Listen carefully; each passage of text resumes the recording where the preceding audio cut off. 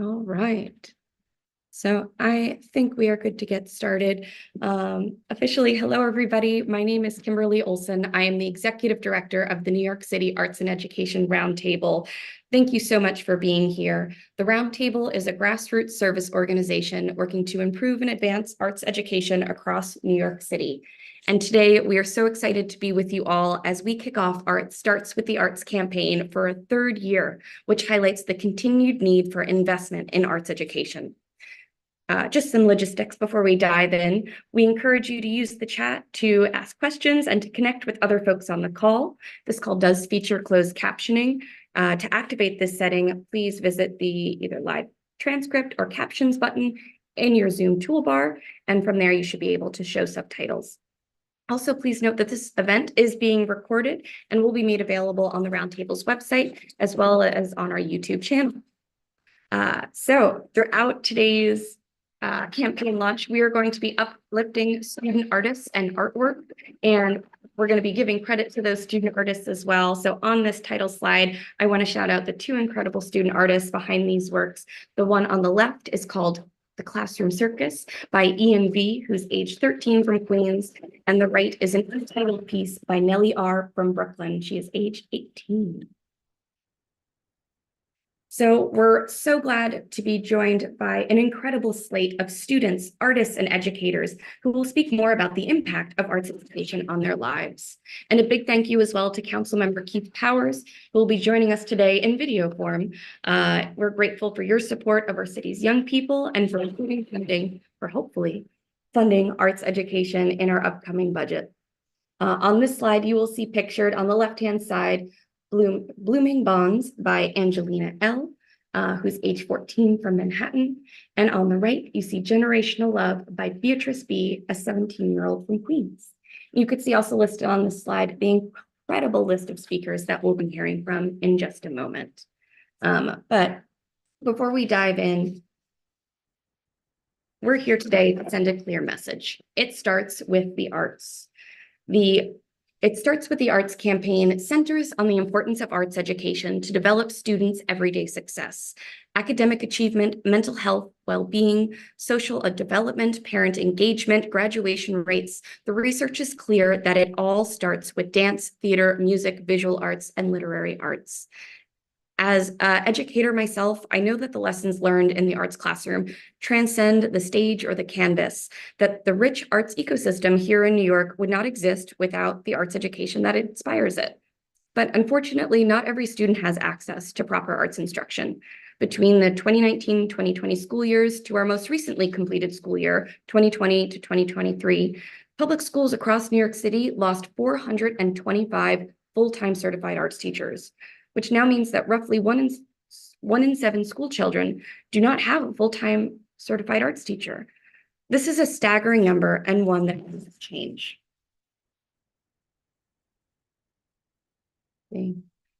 Right now, $41 million in arts education funding is at urgent risk of expiring. COVID-era stimulus funding has helped support public school art programming that otherwise would have been cut or suspended. But now every single student in New York City stands to lose arts programming if that COVID funding is not restored. Our city lawmakers and our mayor must do more to equitably fund the arts in our city's public schools.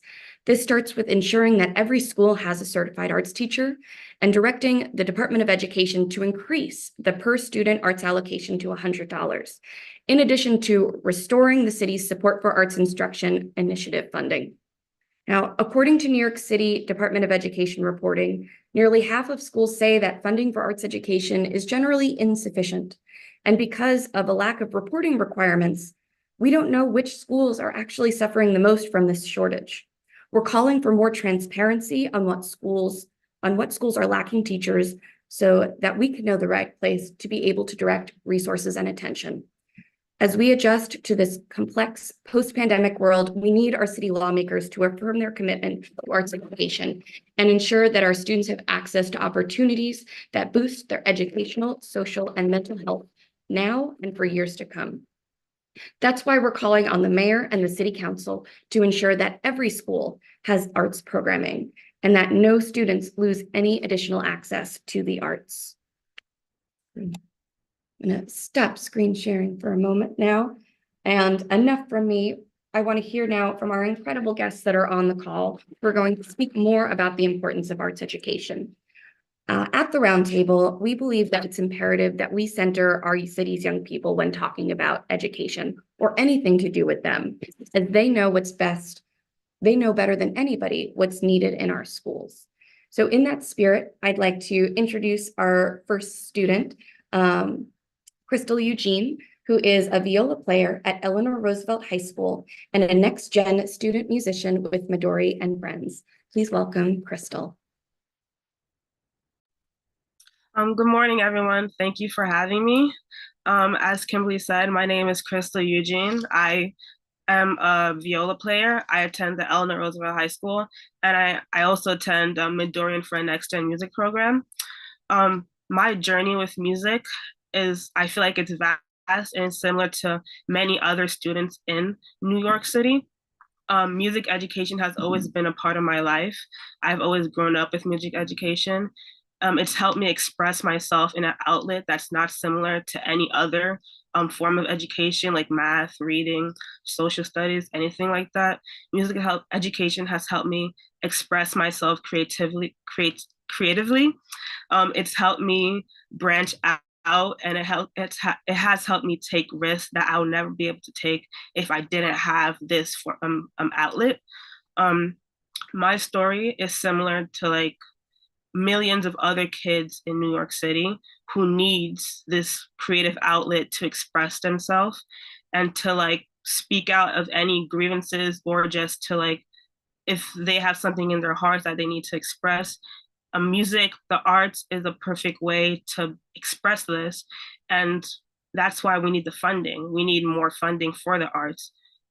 Because if we don't have this funding, kids like me will not be able to express themselves in any other way.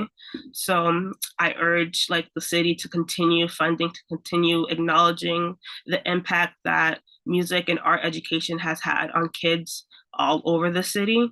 And yeah, that's my story. Thank you.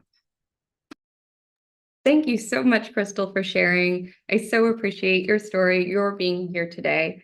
Next up, we're going to hear from Mia Jaquez, who is a student at the Professional Performing Arts School in the Waterwell Drama Program. Welcome, Mia.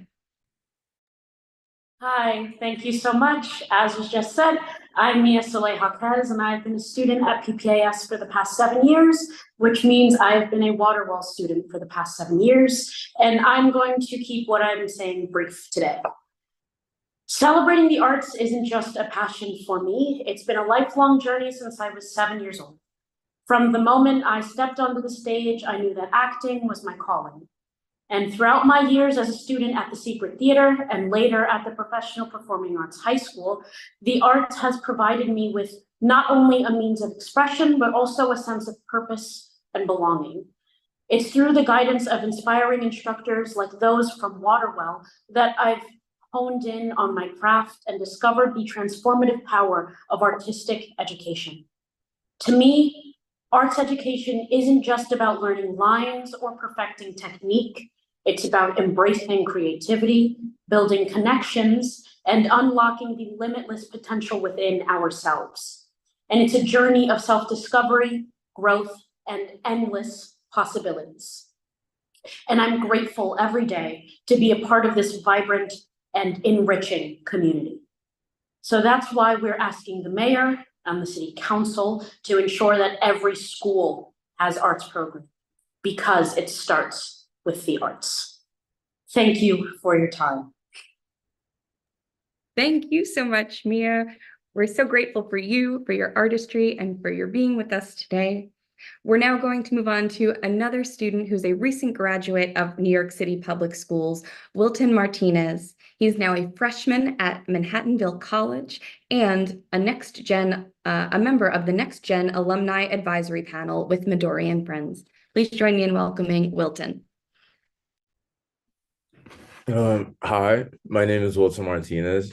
I am a graduate of Celia Cruz Bronx High School of Music. And yes, I am currently enrolled in Manhattanville College, soon to be university, actually. First things first, I'd like to thank Jen as well as the Arts and Education Roundtable for gifting me with the opportunity to speak on behalf of music as a whole. It's no surprise that teachers are important. After all, there is not a single soul that can say they've gone about their life without a teacher. Music teachers do much more than just teach. They inspire, and the reason for my confidence in saying this is that when watching somebody perform and actually sitting there and watching, there is a lot that can be expressed by the voice of the said instrument. No performer will ever perform without love. For in my opinion, this is not a real performer. Music teachers are just this, retired performers, and because of this, and because of this fact, they inspire even when they may not be their initial intention. Sorry. Being a graduate of Celia Cruz, I've had the opportunity to learn from a fair share of different teachers, and I wouldn't trade it for the world. Whether they were a year older than me or 10, they've inspired me to some degree, shaping me into the person I am now. But why music? Because music demands the best from you, especially when you want to sound good, which will inevitably be your end goal, regardless of the level. Although I am not pursuing music in college, I believe that it is a key factor for why I am so different from my peers in the best way possible. And so this is why I ask, not only as a student, but also as just a regular person in the city. What's the point in turning the gears backwards? What's the point in taking from kids the very thing that could be the only thing they consider theirs? Just exactly what is the point in reminding kids of all the negatives of growing up? This may not sound connected, but in taking away music, you are doing just that. And that is precisely why instead of taking, I heavily encourage for more to be given, so that more kids across all the boroughs get the chance to be the best version of themselves they can be. Thank you. Thank you so much, Wilton. We're so grateful for you, your inspiring words, and happy to hear you are on to big and bright things in your next steps and taking those lessons learned in the music classroom and transitioning that onto now your time in college. So next, we're going to move on and now hear from some folks currently working in the arts and culture space. So I am so proud and humbled to welcome up next Vincent Jamal Hooper, who is a Broadway actor currently starring as Simba in Broadway's The Lion King. Welcome, Vincent. Thanks so much. Good morning, everybody. I've had a number of impactful arts educators over the years, Alan Robertson, Christy Copeland, Ginger Morris, to name a few. I make a conscious effort to speak their names whenever I have the chance because they deserve so much credit for the artist and human I am today. The arts and arts education are inextricably linked. As we all continue to advocate for greater diversity and representation across all areas, we have to understand that that effort starts in the classroom. Arts classrooms in particular are where a young person builds not only a skill set, but confidence, community, and imagination. It's an environment that allows them to see themselves in roles and spaces they otherwise would not believe were possible. And that extends beyond just those students who pursue performing as a career path. It serves all young people to discover a comfort with speaking publicly, with preparation, with adaptability, with critical thinking, and perhaps, most importantly of all, empathy.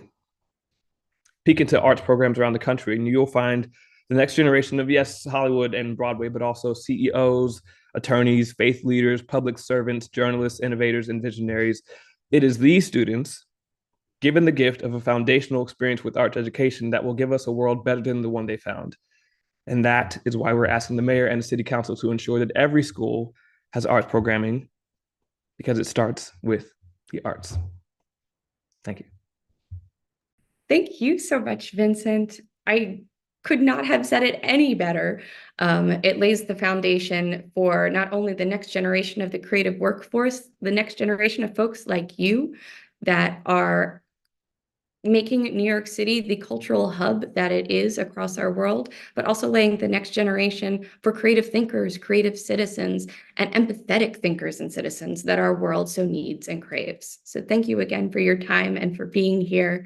I'm so excited to continue this along. And next up, I'm going to invite to our virtual stage Juan Carlos Salinas, who is Director of Education at the Jamaica Center for Arts and Learning. Welcome, JC. Hello, everyone. Good morning. I do want to start off with a quote similar to what's been said, which is, The essence of an arts education is not necessarily what you study, but the result. Gaining the ability to think critically and independently and to write, reason, and communicate clearly. The foundation for all professions. How many of us moved to New York City because of the arts education scene, because of the arts scene in New York City? It is the reason parents choose to raise their children in this wonderful city, which is the artistic capital of the world. And it is our duty to live up to that reputation of being the safe haven for the arts, of being the backbone of New York City. We must also never forget that the arts are not a luxury. For many of us, they are the turning point. It is the reason that I know how to speak English, even though it was my second language. I think I'm pretty proficient in it, and it is purely because of arts education. Arts education is the eye in the middle of the storm for any young person going through it. It gives them the strength to get through their day. It validates all our human experiences. It is the greatest tool we have in our arsenal for self-expression, for higher order critical thinking. So I ask that we restore the funding cuts that have been made to this city, and I ask that we invest just the way you would invest in any doctor, lawyer, engineer, computer scientist. It is our duty to invest in arts education, equitable arts education for one and for all. Thank you so much, Juan Carlos. Self-expression, higher order thinking. The time is now to invest, not only for our students, but for our city. Next up, we're going to hear from Heather Lanza, an incredible artist, as well as Director of Education and Artistic Director at the Waterwell Drama Program. Welcome, Heather. Hey, Kim, thank you so much. And thanks for everybody, students and other artists, for all of your words so far. I can't say enough how much I co-sign on everything that's been said so far. I'm going to start off by sharing a little bit about my, start of my own arts journey that led me to be a theater maker, arts educator, and storyteller. And that is, if I have to think back, it was second grade, summer going into third, and it was the Camp de Bon production of Pippin, which was my first ever time taking to a stage and being in a theater performance. And I was only ensemble, and I don't remember very much about that performance, but I truly believe that that moment was the first time I started to understand, living it, the power that theater can have, not just to tell stories to an audience, but as an ensemble member, I started to realize what it means to collaborate, what it means to think critically in the moment and problem solve with my peers, what it means to have to step into somebody else's shoes and do that empathy journey of imagining someone else's story. And for me, I know that that production of Pippin was what started my own belief in not just the importance of theater, but in all of the ways that those skills that I was learning could help make me an impactful and strong community member as I grew up. For me, that production led on to a life and a career in the arts and in theater, both as a theater maker and director and as an arts educator. And this is why it is so important that we ensure that every single student in New York City has the ability to access free and high quality arts education. My current organization, Waterwell, is one of many organizations citywide that is currently fighting to maintain city-funded budgets for high-quality arts training program for public school students. And if New York City wants to remain one of the cultural capitals of the world, it is absolutely essential that we have a well-trained, empathetic, and collaborative next generation of artists. A free and accessible arts education is the way to do just that, and it should be at the core of every New York City student's public education in the same way that math, science, and social studies is. So this is why it is essential for every New Yorker to use their voice and make sure that we are advocating for our tax dollars to be spent towards what matters to us, that we do everything within our power to protect and advocate for the city funding for these free training programs for our city's young people. And that we actually stand up and demand that, all of our city council, the mayor's office, state assembly, everyone work to collaborate together to ensure that every single New York City public school student has access to this incredible opportunity that for me just started with a production of Pippin. Thanks all.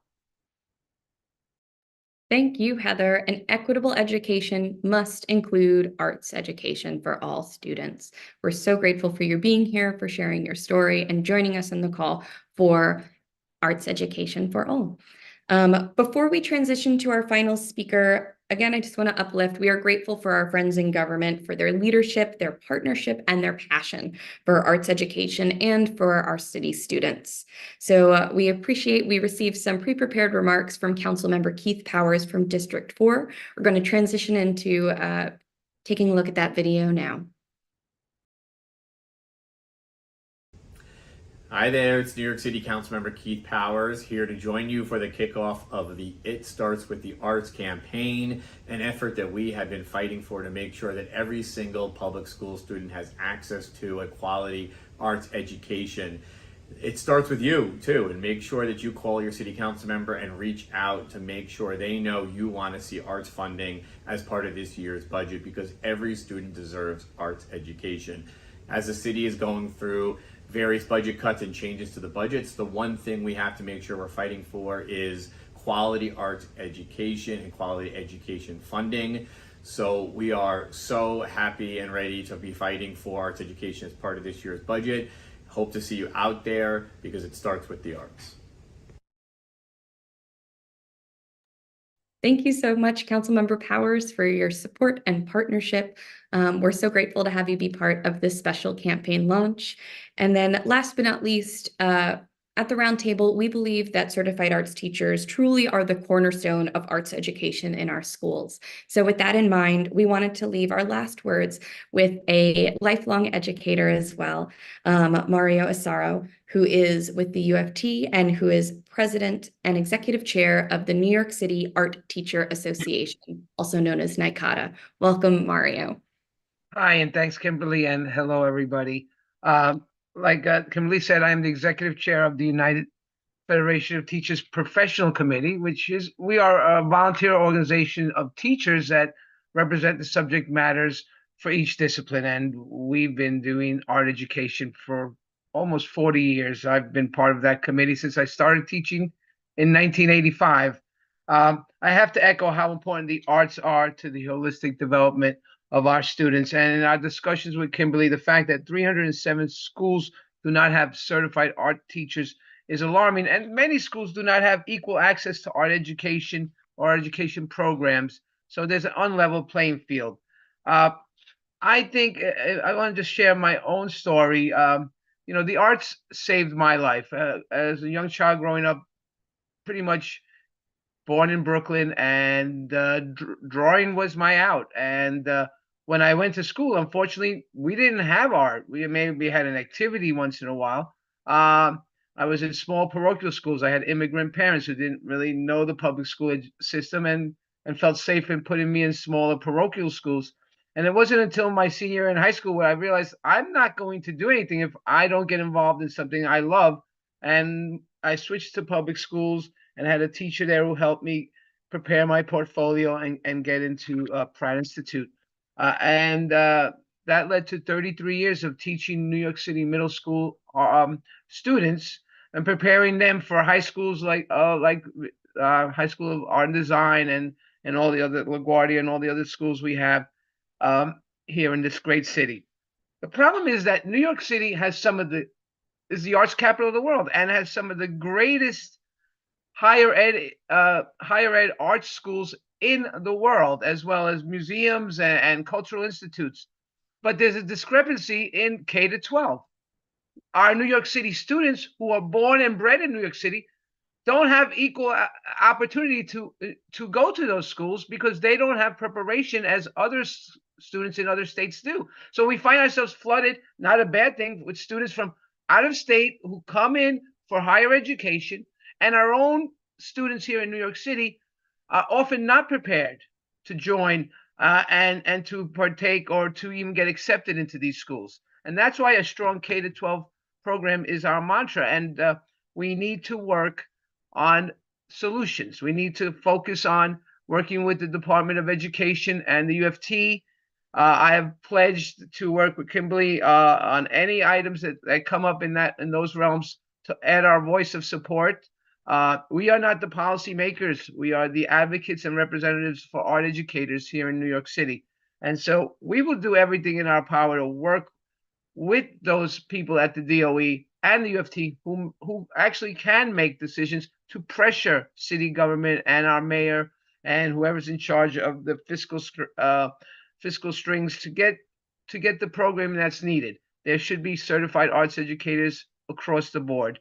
Elementary school is tough because you don't have to have a certified arts teacher, but just to make sure that they have art education from somewhere and someone, rather than, and then in middle school and high school, it's imperative that it continues. We do need strong education. Kimberly and all of you at the round table are right that it does start with the arts, and we hope to help with that. So I thank you, and I look forward to any way that we can help work to that goal. Thanks, Kimberly. Thank you, everyone. Thank you so much, Mario. Thank you for your partnership, your support, and for being here today. We so appreciate it and appreciate everything that our certified arts teachers do across our schools. That is why it is essential that we must have at least one certified arts teacher in every school, in alignment with our It Starts with the Arts campaign priorities. So with that, that brings us to the end of our program. At this point, we will take any questions that press might have. Please feel free to put them in the chat. Yes, for any press that's on the call, we can put your name and your outlet in the chat, and I will unmute you to be able to ask your question. We'll give folks a few minutes. I know there's some press on the call.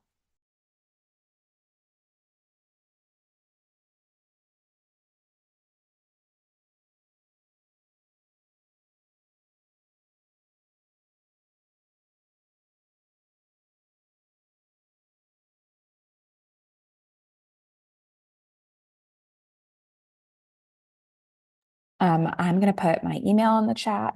So for press that's on the call that has any follow-up, you can reach out to me and we'll be putting out a press release along with the video. Oh, wait, did that just go to host and panelists? I'm really sorry. I'll figure out how to make sure it goes to the correct one. Hold on. It's all right. I'll help you out, Becky. Here we go. It should have just gone to everybody. Thank you. Okay, great. Well, thank you all for everyone. Kimberly, I'm going to put our website on there where everybody can find that. I did want to mention that we do have an art teachers art club that's open to everybody outside of New York and in, and I'll just leave the website there as well if people want to find out more about the Art Teachers Association. And membership is open to all. You don't have to be an art teacher, just a friend and advocate of the art to join us. Oh, thanks so much, Mario. Yeah, please put it in the chat. With that, I'm going to wrap us up now and just give a huge special thank you to all of our speakers, Crystal, Mia, Wilton, Vincent, Juan Carlos, Heather, Mario, and Council Member Powers as well. I'm also going to just pull up our final slide and say a huge thank you as well to everybody that was able to join us for our campaign launch as well. Look out for next steps from the roundtable on ways that you can get involved in terms of contacting your elected officials to let them know that you believe success in school and in life starts with the arts, and as a result, it must be funded and prioritized in our city's schools and our city's budget. For more information about the campaign, please feel free to visit our website. There is the bit.ly account. We'll also pop a link to that in the chat as well in just a moment. And of course, I want to again shout out the incredible student artists that were on the call with us today, as well as those that shared some of their art with us for this presentation. Say this final piece is an untitled piece by Sophia V, who is age 7 and based in Brooklyn. And so with that, thank you so much for being with us today. We're so grateful for your support and your advocacy. And with that, it starts with the arts. Here we go. Thanks, everybody. Have a nice day. Bye.